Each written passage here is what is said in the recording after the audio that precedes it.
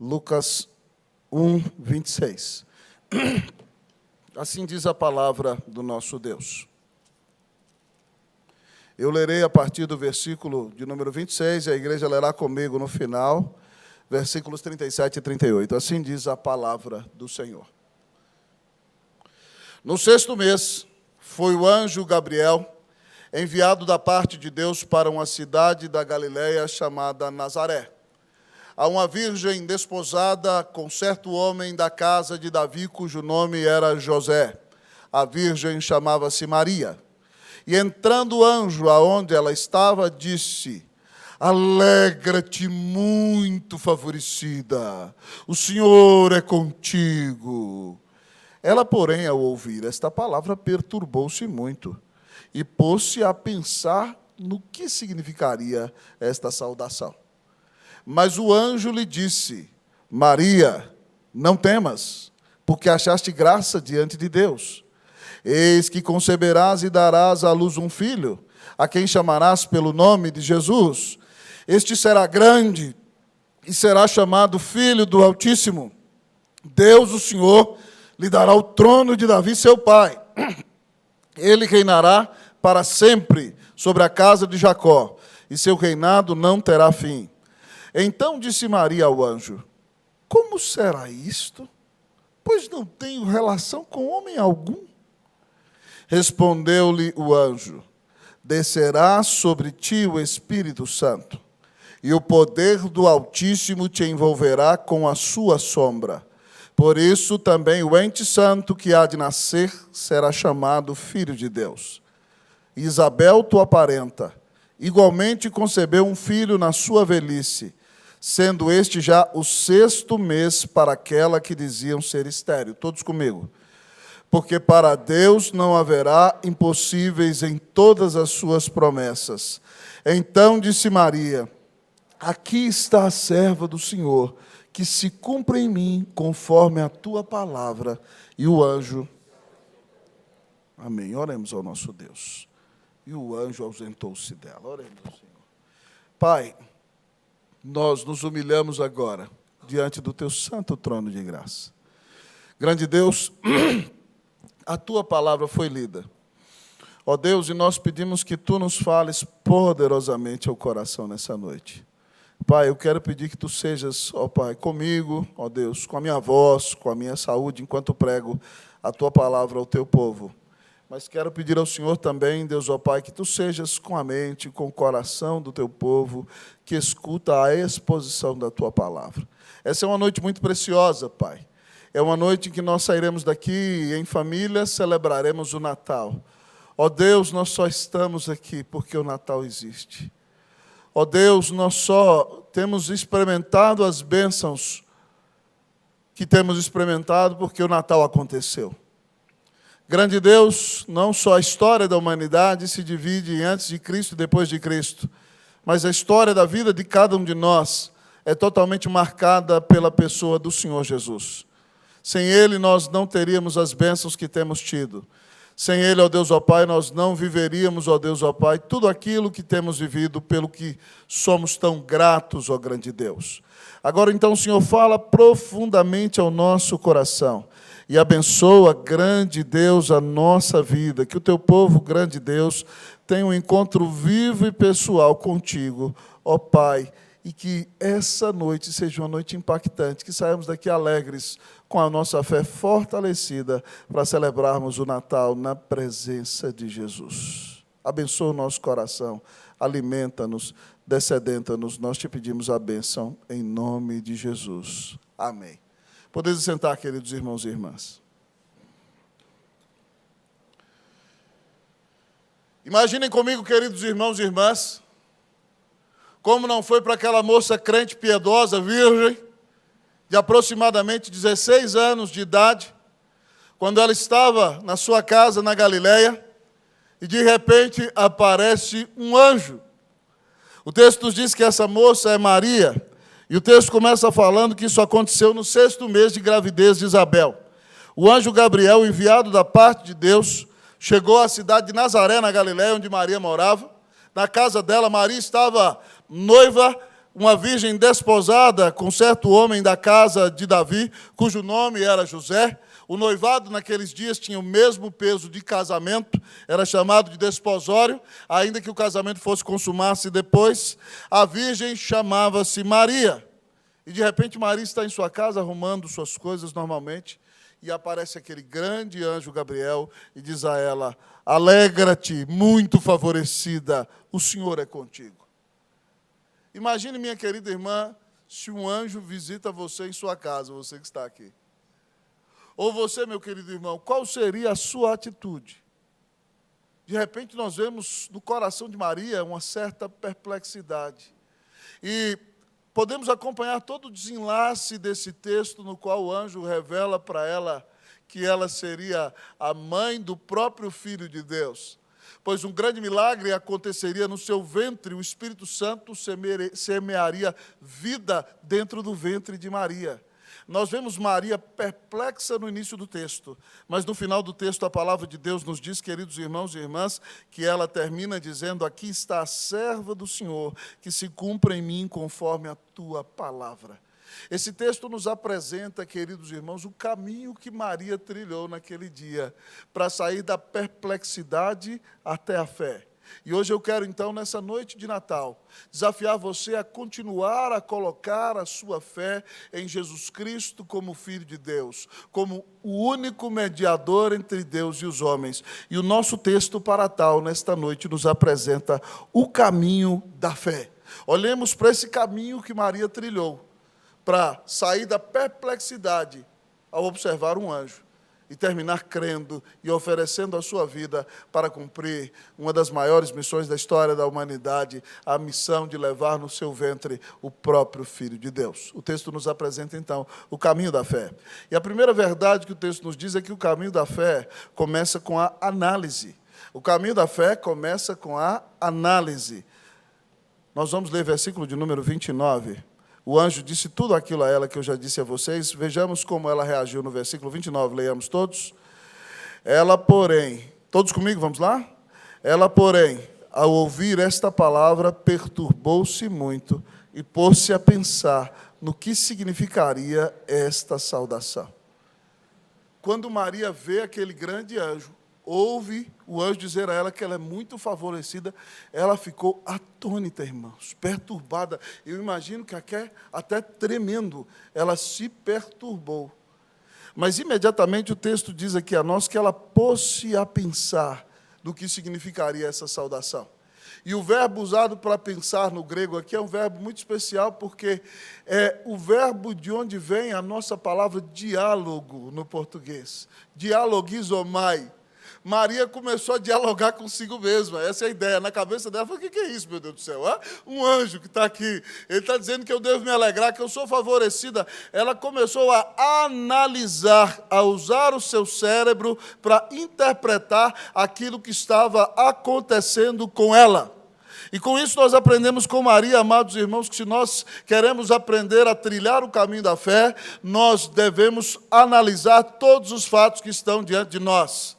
Alguns anos atrás, quando nós pastoreávamos no Chile, minha querida Cleuzinha era professora da classe de adolescentes lá na Igreja Presbiteriana Cristo Me Pastor, em Santiago do Chile, e eles usavam um livro de Josh McDowell, que eu amava muito, o livro, e o nome do livro em espanhol era No dejes tu cerebro en la puerta, ou seja, não deixe o seu cérebro na porta. Quando você entra para a igreja, você não tem que deixar seu cérebro do lado de fora. Pelo contrário, você tem que aplicar todo o seu entendimento para entender tudo aquilo que Deus apresenta a você na revelação do povo de Deus. É por isso que nós estamos aqui pregando. Quando o pastor está pregando a palavra a você, você recebe com o seu entendimento e analisa a exposição para ver se de fato ela é fundamentada na Escritura ou não. E ao analisar essa exposição, você ouve o Evangelho de maneira maravilhosa e o resultado é que você crê no Senhor. É por isso que o apóstolo Paulo, em Romanos 10, 17, diz que a fé vem pela pregação, e a pregação pela palavra de Cristo. Como você trilha o caminho da fé? Você analisa tudo que houve à luz das Escrituras. Um grande exemplo para mim de tudo isso, irmãos, foram os judeus lá de Bereia.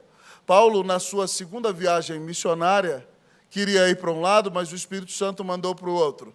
E ele, em Filipos, pregou num grande avivamento, mas foi açoitado junto com Silas e teve que sair dali, foi perseguido.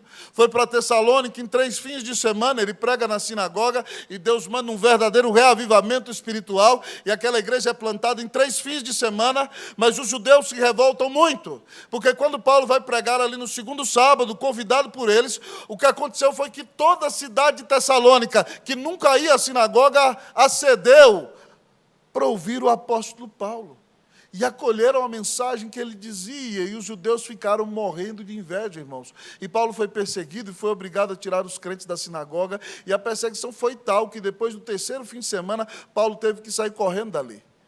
E a palavra de Deus então diz que ele passou, antes de ir a Corinto, numa cidade chamada Bereia, e ele foi pregar na sinagoga. E é muito interessante, Atos 17, 11 e 12, diz o seguinte, que aconteceu quando Paulo foi pregar em Bereia. Diz assim o texto: ora, estes de Bereia eram mais nobres que os de Tessalônica, pois receberam a palavra com toda avidez, examinando as Escrituras todos os dias, para ver se as coisas eram de fato assim. Com isso, muitos deles creram, mulheres gregas de alta posição, e não poucos homens. Impressionante como os judeus de Bereia ouvem a palavra. Eles ouvem a palavra com avidez. Eles ouvem com fome. Eles não ouvem como muitos que abrindo a boca e bastou de novo, né? Ou pensando no resultado do jogo, no final do culto. Não. Eles ouvem a palavra com fome. Eles sabem que Deus está falando com eles. Mas ainda que eles tenham o coração totalmente depositado naquela pregação, eles não deixam o seu cérebro na porta. Enquanto Paulo está pregando, eles estão examinando na Bíblia, para ver se Paulo está falando a verdade. Para ver se Paulo, de fato, está conseguindo provar com o Antigo Testamento que Jesus é o Cristo. E como eles, então, examinaram a palavra com avidez, analisaram, dialogaram consigo mesmo, usaram a sua mente de maneira lógica, eles chegaram à conclusão de que Jesus Cristo é o Filho de Deus. E com isso, muitos deles creram. Muitas mulheres gregas da alta sociedade, de alta posição, vieram a crer no Senhor, e também muitos homens. Queridos irmãos, com esses irmãos de Bereia e com a própria Maria, nós aprendemos, nesta noite de Natal, que se nós queremos trilhar o caminho da fé, nós temos que usar o nosso cérebro e a nossa mente e aplicá-la no estudo da palavra de Deus, para que quando recebermos a verdade, nós não a recebamos como coisa de somenos, e nem a recebamos de qualquer jeito, mas que a analisemos para que a nossa fé seja bem fundamentada e fortalecida no Evangelho de Jesus. Eu gostaria de desafiar a você que todas as vezes em que vier para a igreja, você esteja disposto a ouvir aquilo que o Espírito Santo fala com você.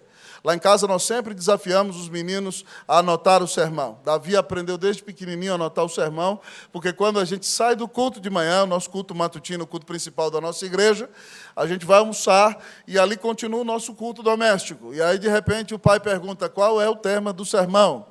Quais são as divisões? Hoje eu fiquei feliz porque a Daniele, ali, que vai fazer 9 anos daqui poucos dias, anotou o sermão todo, né? E papai, o primeiro ponto foi esse, o segundo foi esse, o terceiro foi esse. Louvado seja Deus! E nós podemos conversar sobre como a mensagem se aplicou ao nosso coração, sobre que pecado nosso foi mais confrontado no texto, sobre o que nós precisamos nos arrepender e acerca do que a palavra de Deus precisa mudar em nossa vida. Irmãos, nós não temos que ouvir a mensagem e simplesmente sair daqui como se ela entrasse por um ouvido e saísse pelo outro. Nós temos que aproveitar para estudar, anotar, analisar, chegar em casa, fazer um culto doméstico, conversar com a família, para que nós sejamos fortalecidos na fé e creiamos neste menino que desceu da glória e veio ao mundo para dar a vida na cruz para nos salvar, nosso grande Rei, nosso Senhor e Salvador Jesus Cristo. O caminho da fé, olhando para o testemunho de Maria, começa com a análise. Mas naquele dia em que Gabriel lhe apareceu para dizer a ela que ela seria a mãe do Filho de Deus, Maria dá um segundo passo no caminho da fé. E ao olharmos para o texto, o segundo passo no caminho da fé, na vida de Maria, é a dúvida. Ué, reverendo, misericórdia, isso não é coisa de presbiteriano, não. mas é o que o texto nos mostra. Qual é o segundo passo que Maria dá no caminho da fé? O primeiro passo foi a análise. O segundo passo foi a dúvida. Vamos ler aqui, irmãos, do versículo 30 até o versículo 34. Eu vou ler o 30, eu não vou ler responsivamente para que os de casa não fiquem sem ouvir. Então eu vou ler a partir do 30, mas vocês vão ler junto comigo o 34. Vamos ler assim, diz o texto, versículo 30. Mas o anjo lhe disse: Maria, não temas, porque achaste graça diante de Deus. Eis que conceberás e darás à luz um filho, a quem chamarás pelo nome de Jesus. Este será grande, será chamado Filho do Altíssimo. Deus, o Senhor, lhe dará o trono de Davi, seu pai, e ele reinará para sempre sobre a casa de Jacó, e o seu reinado não terá fim. Todos comigo, 34, vamos lá? Então disse Maria ao anjo: como será isto? Pois não tenho relação. Veja bem que Maria não duvida por duvidar. Maria não duvida pelo mero questionar. A dúvida de Maria manifesta uma falta de entendimento. Ela duvida para acreditar. O anjo disse a ela que ela não deveria ter medo porque ela achou graça diante de Deus. Ela conceberia do Espírito Santo e daria à luz um filho que seria chamado de Jesus. E ela sabe no hebraico o que significava Yehoshua, Yahvé Salvador, Yahvé que salva. É o mesmo nome de Josué no Antigo Testamento. E esse menino seria grande, seria chamado Filho do Altíssimo, ou seja, seria o Filho de Deus. Deus, o Senhor, lhe daria o trono de Davi, seu pai. Ele era o Messias prometido no Antigo Testamento, o anjo estava dizendo a ela.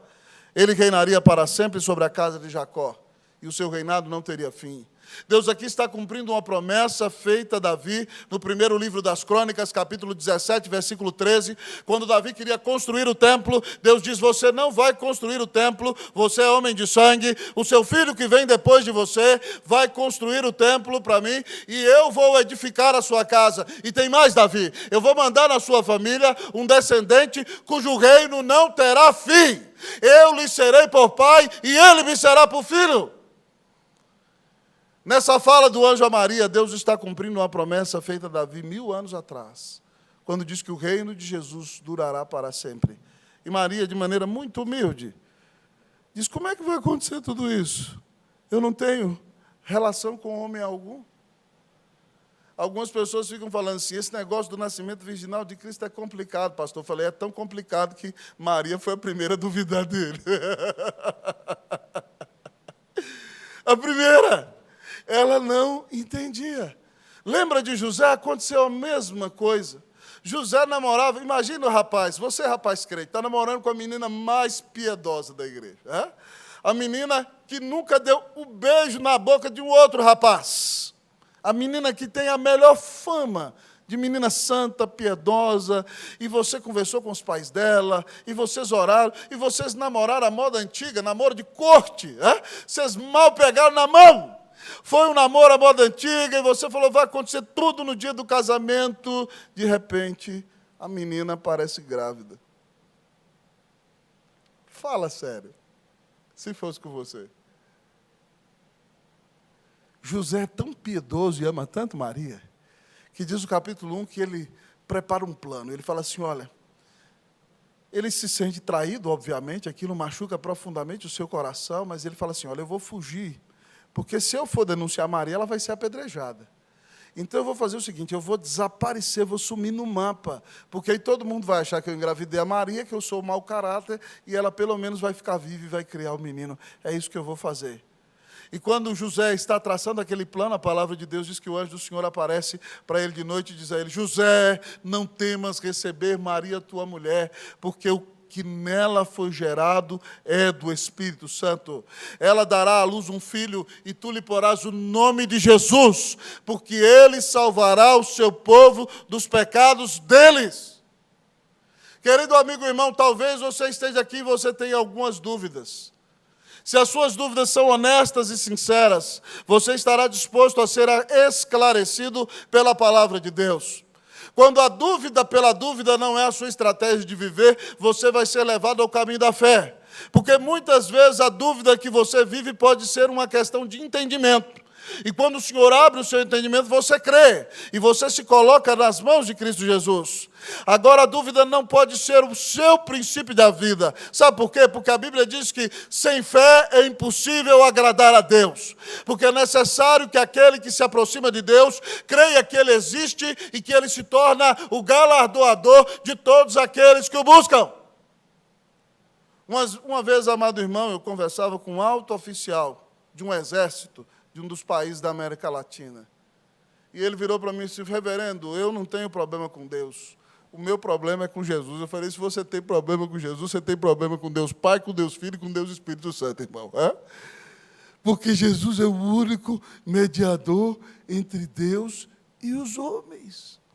Ele é o caminho, a verdade e a vida. Se você tem problema com Jesus, você tem problema com Deus. É isso que Jesus tenta dizer aos judeus em João 5,39. Examinais as Escrituras, porque julgais ter nelas a vida eterna, e são elas mesmas que testificam de mim. Vocês olham para esse livro e querem a vida eterna que esse livro dá. Ele diz: contudo, não quereis vir a mim para terdes vida. Jesus diz que a Bíblia fala dele. Se você tem problema com Jesus, você tem problema com o Pai, com o Espírito Santo, com a Bíblia, com a igreja, com tudo. É por demais importante que você olhe para você mesmo nessa noite e se pergunte: meu Deus, por que eu ainda não criei em Jesus? Por que ainda eu não confiei a minha vida ao Filho de Deus? O Filho de Deus veio a este mundo e deu a vida na cruz para pagar os teus pecados. Então, se você entende esse amor maravilhoso, que o Natal não é uma mera data comercial, não é somente esse momento maravilhoso que nós teremos como família nesta noite, em que cearemos, intercambiaremos presentes, mas o Natal é a maior demonstração de amor da história. É Deus pisando o nosso chão, é Deus se fazendo homem sem deixar de ser Deus, vindo a este mundo para dar a sua vida na cruz do Calvário e pagar os nossos pecados. Ele ressuscitou e está vivo, e diz que todo aquele que se arrepender e crer nele vai ter a vida eterna. Se você duvidava, eu gostaria de dizer a você que nunca ninguém te amou como Jesus. Que nessa noite você saia da dúvida e venha para a fé, porque o Filho de Deus te amou e deu a vida na cruz para te salvar. É claro, irmãos, que nós cristãos vivemos às vezes momentos de perplexidade. Eu gosto muito do Salmo 13. O Salmo 13 é um salmo no qual o salmista parece até um tanto quanto desrespeitoso com o Senhor, mas não é. Ele está sendo sincero com Deus. Ele diz assim: até quando, Senhor, esquecer-te-ás de mim para sempre? Até quando ocultarás de mim o rosto? Até quando estarei eu relutando dentro de minha alma, em tristeza no coração a cada dia? Até quando se erguerá contra mim o meu inimigo? O salmista desabafa e bombardeia o próprio Deus com perguntas e dúvidas que ele tem. Mas enquanto está na presença de Deus, então ele derrama a sua alma, e depois de derramar as suas dúvidas e o seu desabafo, ele diz para o Senhor: atenta para mim, Senhor, responde-me, não me deixe dormir o sono da morte. E Deus então vai trabalhando o coração dele enquanto ele ora, e depois, já no final do salmo, depois de desabafar e pedir o livramento, ele diz: quanto a mim, Senhor, eu confio na tua graça. Passou da dúvida para a fé, da incredulidade para a firmeza no Evangelho. Confio na tua graça. E ele termina dizendo: eu vou cantar ao Senhor, porquanto o Senhor me tem feito muito bem. Você pode ter começado com a dúvida. Não há problema nisso. O problema é você permanecer na dúvida para sempre. Hoje o Senhor te chama para sair da dúvida e entrar para a fé, por causa do nosso Senhor e Salvador Jesus Cristo. Algum tempo atrás, amados irmãos, eu li um livro maravilhoso do Dr. Timothy Keller, há mais de um ano, sobre o Natal. E o Dr. Tim Keller conta que quando ele era pastor na Virgínia, ele resolveu visitar uma irmã de uma situação muito humilde de sua igreja, que morava num trailer. E aquela mulher já tinha tido vários maridos, e agora vivia uma situação miserável, ela tinha sido viciada em drogas. E o pastor visitou aquela mulher, acompanhado de outro irmão, e aquela mulher creu em Jesus. E, de repente, ela foi contar para a irmã dela que ela tinha se convertido e que Jesus tinha perdoado os pecados dela. E a irmã dela disse o seguinte: Deus vai perdoar de graça uma mulher tão devassa como você? Onde você está com a cabeça? Isso nunca vai acontecer. E aquela irmã teve dúvidas. Até que o pastor se aproximou dela e falou assim: minha irmã, não foi de graça. O preço foi muito caro. Deus mandou o único filho dele para morrer na cruz do Calvário, para pagar os teus horríveis, feios e tristes pecados. Não foi de graça. O próprio Deus se envolveu e pagou a sua dívida. Portanto, querida, coloque a sua fé em Jesus. Se você colocar a sua fé em Jesus, você vai ser perdoado de todos os seus pecados. Você vai ter a vida eterna. Você vai ter a paz com Deus. Você vai ser justificada no tribunal de Deus. A alegria dos céus invadirá o seu coração. E você vai receber a maior de todas as bênçãos. A bênção de ser adotada como filha de Deus. De ter o Espírito Santo habitando em você. E de ter um relacionamento vivo e pessoal com Cristo Jesus. É o Evangelho que tira você da dúvida e traz você para a fé. Nessa noite eu gostaria de desafiar a você a apresentar todas as suas dúvidas com sinceridade a Deus. E que Deus, a seu tempo, abra entendimento e te dê a bênção de receber o dom da fé. Fale com o Senhor hoje: Senhor, abre o meu entendimento, dá-me a bênção de crer. E a Bíblia diz que todo aquele que invocar o nome do Senhor vai ser salvo. Invoque o nome do Senhor nessa noite. E Deus há de te visitar com salvação. Em nome de Jesus, amém. Mas olhando para Maria, que recebe a notícia do Natal, nós aprendemos com ela o caminho da fé. O caminho da fé começa com a análise. Em segundo lugar, ele passa pela dúvida. Mas depois que a dúvida é solucionada, o caminho da fé termina com a submissão.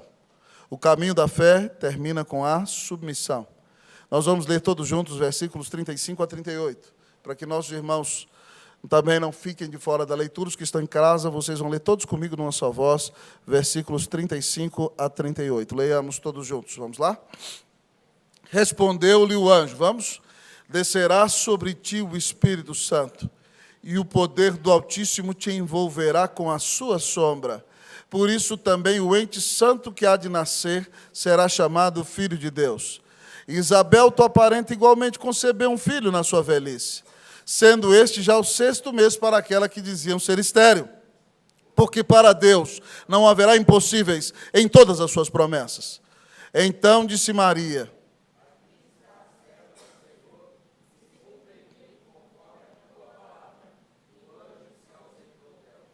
aqui está a serva do Senhor, que se cumpra em mim conforme a tua palavra.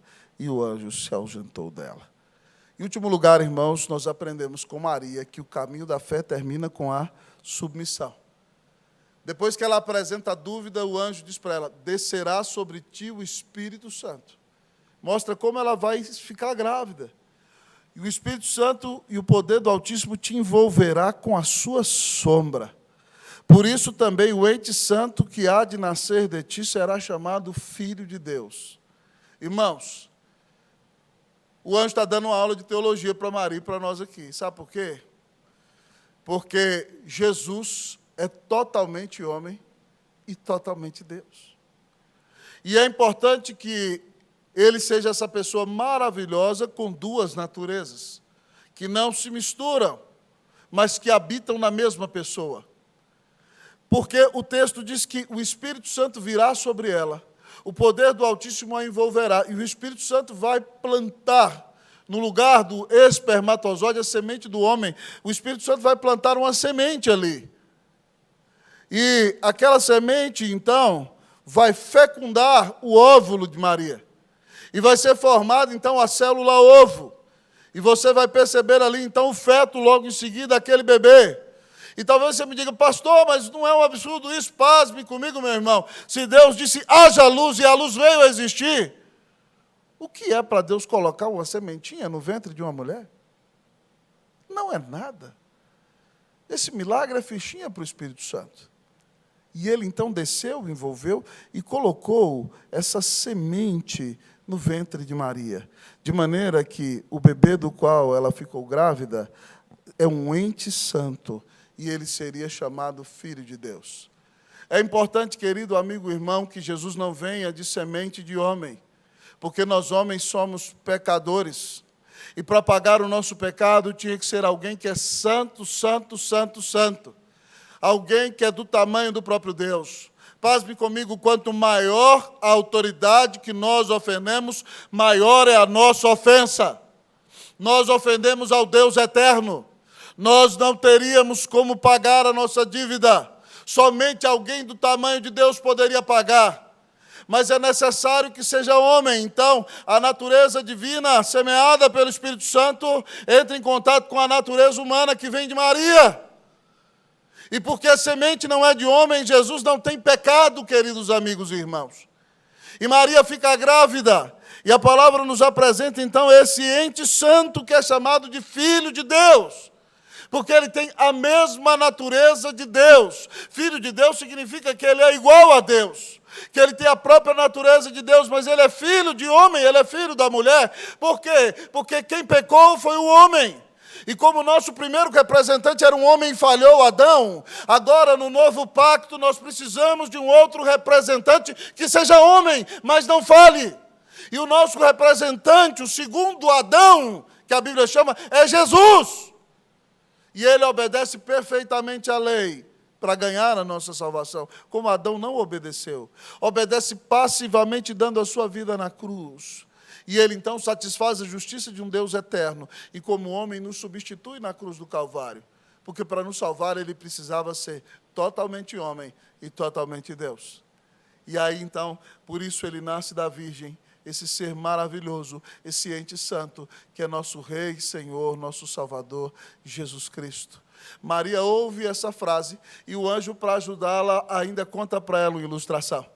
Ela tinha uma prima casada com um levita exponencial, querido amigo e irmão, Zacarias. Eles tentaram muito ter filhos, era o casal mais piedoso de Israel, mas considerado um casal amaldiçoado. E Isabel provavelmente já tinha mais do que 60 anos. Zacarias, com certeza, já tinha mais do que 70, eles estavam bem velhinhos. E Deus faz um milagre, permitindo que o ventre de Isabel, que era um sepulcro, era um túmulo, florescesse para a vida. E Deus permite que ela fique grávida de Zacarias, já velhinho. E o anjo, para animar Maria, conta para ela a ilustração. Isabel, tua parenta, tua prima, concebeu na velhice, sendo este já o 6º mês para aquela que diziam ser estéril. E aí, então, o anjo cita, querido irmão, um versículo que está lá em Gênesis 18, 14, ele diz, porque para Deus não haverá impossíveis em todas as suas promessas. Diante da fala do anjo, de que Deus está colocando no ventre de Maria o próprio Deus, feito homem sem deixar de ser Deus. De que Deus é um Deus de milagres, Isabel ficou grávida do profeta, do filho de Maria, que vinha jogar o tapete vermelho e tocar a trombeta e cantar e exultar e dizer que o Messias chegou. Maria, diante dessa expressão maravilhosa, age com uma submissão incomparável. Ela diz, aqui está a serva do Senhor. O preço a ser pago não era fácil, queridos irmãos e irmãs. Ela pareceria grávida. Como é que ela ia explicar para José? Deus, às vezes, nos pede que nós façamos algumas coisas inusitadas, que aparentemente podem até nos deixar diante dos olhos dos homens em maus lençóis. Como é que Maria ia explicar para os pais dela? Como é que ela ia explicar para José? Imagina uma moça grávida na igreja. Foi o Espírito Santo, pastor. Tá bom, irmã. Vamos ali no conselho que nós vamos conversar daqui a pouco. Rapidinho. Vamos ver que Espírito Santo é esse. Mas Maria sabe que o preço a pagar é alto. Mas ela ouve o chamado do Senhor e diz, aqui está a serva do Senhor, que se cumpra em mim conforme a sua palavra. E o anjo, queridos irmãos e irmãs, se ausentou dela. Maria é submissa. É como Isaías que vê Deus no trono, vê o seu pecado, aprende sobre a salvação e o Senhor pergunta para ele, a quem enviarei e quem há de ir por nós? Isaías responde, eis-me aqui, envia-me a mim. Nós estamos no Natal, 2024 está às portas. Se o Senhor te chamar para se envolver em algum projeto que vai exigir mais tempo de você, que vai exigir renúncia de sua parte, que vai tirar você da comodidade, que vai talvez abalar até o seu status quo, que vai fazer com que você se humilhe. Você está disposto a servir por amor daquele Jesus que deu a vida na cruz do Calvário em seu lugar? Você está disposto em abrir mão do seu tempo? Se Deus te pedir algo que vai fazer com que você abra mão até dos seus próprios recursos, se você tiver que abrir mão até de um imóvel seu para investir no reino de Deus, para dedicar sua vida à obra missionária, Você está disposto a ouvir o chamado do Senhor? A dedicar sua vida para abençoar a vida de outros? Irmãos, com Maria nós aprendemos que nós temos que estar submissos a Deus. E lembrar daquela frase do grande missionário que fundou a UEC, que diz o seguinte: se Jesus Cristo é Deus e Ele morreu por mim, não existe sacrifício grande demais que eu possa fazer por Ele. Esse querido irmão foi missionário na China, na Índia e morreu no Sudão. E preste atenção na frase dele: se Jesus Cristo é Deus, Charles Studd, e Ele morreu por mim, não existe sacrifício grande demais que eu possa fazer por Ele. Se Jesus Cristo é Deus e deu a vida na cruz do Calvário para me salvar, irmão, não existe obra grande demais que eu possa fazer, porque tudo que eu faça nunca se vai comparar àquilo que Cristo fez por mim. Então é um privilégio para mim dar a minha vida, dar o meu tempo, dar as minhas ofertas, dar tudo o que eu tenho e sou, porque Cristo deu sua vida na cruz do Calvário para me salvar. Hoje o Senhor está te chamando para parar de olhar somente para o seu próprio umbigo, para parar de pensar somente em você mesmo, para se engajar na obra missionária, para exercer seus dons para a glória de Deus, para se levantar para pregar o Evangelho, para usar as suas finanças na vida de pessoas que estão pregando a palavra de Deus em campos distantes, para ser bênção na vida da igreja de Cristo Jesus, para se envolver no trabalho de evangelização, na obra missionária. Aqui em nossa igreja, por exemplo, não sei se você sabe, nós temos um trabalho chamado Casa Porto Seguro, onde os nossos diáconos vão naquele albergue e falam todo sábado, junto com o presbítero Edson, e no domingo de manhã, para pessoas em situação de rua. Nosso pastor Galo trabalha nessa situação aqui em São Paulo. Oh, queridos irmãos, nós precisamos de homens e mulheres dispostos a se envolver em trabalhos como esse. Temos um projeto Dignidade que vários irmãos apoiam, liderado por nosso pastor Galo, que uma vez por mês dá uma cesta básica para os vizinhos do cortiço lá da nossa igreja, onde eles recebem Bíblia, ouvem o Evangelho e podem ser visitados. Você está disposto a usar a sua vida para abençoar essas pessoas que estão longe de Deus? Há tanta coisa a ser feita, irmãos. Temos visto o apelo de nossas irmãs da escola dominical, conclamando as irmãs que são membros da igreja e que têm dom de ensinar, para que se envolvam com o ministério infantil, para que nós entreguemos para as nossas crianças um ensino bíblico de qualidade. Será que você, minha irmã, vai dizer: não, pastor, já tem trabalho demais durante a semana, deixa para outra? Imagine se Jesus, querido irmão, tivesse feito isso na cruz. Eu me lembro, irmãos, de ouvir de um pastor que foi aconselhar um outro pastor que estava vivendo uma situação muito difícil no trabalho que ele vinha tendo. E aquele pastor chegou para o seu colega e disse para ele: eu vou renunciar a isso tudo aqui, porque eu não tenho obrigação de aguentar esse tipo de coisa, não. E o pastor virou para ele: imagine, meu irmão, se Jesus tivesse dito isso na cruz, hein?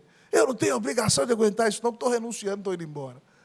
Nós estaríamos perdidos. Então, que Deus nos dê um coração quebrantado e humilde. E que você esteja disposto a ouvir o chamado do Espírito Santo na sua vida. Que 2024 seja um ano menos seu. Que 2024 seja um ano mais de Deus. Amém? Que em 2024 você use a sua vida para abençoar a muitos. Que em 2024 pessoas creiam em Cristo Jesus através da sua vida. Que em 2024 a obra de Deus se expanda por causa de você. Que em 2024 você faça discípulos para Deus. Que em 2024 você seja um instrumento nas mãos de Deus, para que Cristo seja glorificado e pessoas conheçam a salvação pela graça, mediante a fé na obra de nosso grande Deus e Salvador Jesus Cristo. Que em 2024 você diga menos não. Que em 2024 você seja como Maria e diga: aqui está a serva do Senhor, aqui está o servo do Senhor, que em minha vida se faça a tua vontade, oh meu Deus! Que Deus nos dê um coração submisso e totalmente entregue em suas mãos. Qual foi o resultado de tudo isso na vida de Maria, irmã? Depois que ela visitou a casa de Isabel, e eu já estou no final do sermão, Isabel tem na hora, um discernimento do Espírito Santo, que Isabel não sabia que Maria ia ser a mãe do Filho de Deus, mas quando Maria entra, Maria vira para Isabel e fala: Shalom. E aí, João Batista salta no ventre de Isabel, já é o 7º mês de gravidez, e ela diz: de onde me provém que me venha visitar a mãe do meu Senhor? Porque no momento em que eu ouvi a tua saudação, a criança se me saltou no ventre. E diz para ela que ela é bem-aventurada entre as mulheres. E aí Maria, então, depois daquele momento, irmão, entra num culto de louvor a Deus e começa a cantar: minha alma engrandece ao Senhor, meu espírito se alegra em Deus, meu Salvador, pois com poder tem feito grandes coisas e com misericórdia demonstrado amor. Maria, irmãos, termina exultando e adorando esse Deus santo, porque ela trilhou o caminho da fé, ela se colocou nas mãos de Deus, e ela foi a portadora do Filho de Deus, ela foi o instrumento para trazer o Filho de Deus ao mundo, o nosso grande Senhor e Salvador. Que em nome de Jesus, nesta noite, você analise tudo aquilo que Deus tem falado a você. Que você apresente as suas dúvidas diante do Senhor. Que você creia em Cristo Jesus. Que você submeta a sua vida ao Filho de Deus. E que você conclua nesse Natal, dando toda a glória a Deus, que nos amou e mandou seu Filho ao mundo para dar a vida na cruz, para nos salvar. Que Deus faça com que você trilhe pelo caminho da fé. Neste Natal e em 2024. Que Deus te abençoe, em nome de Jesus. Amém.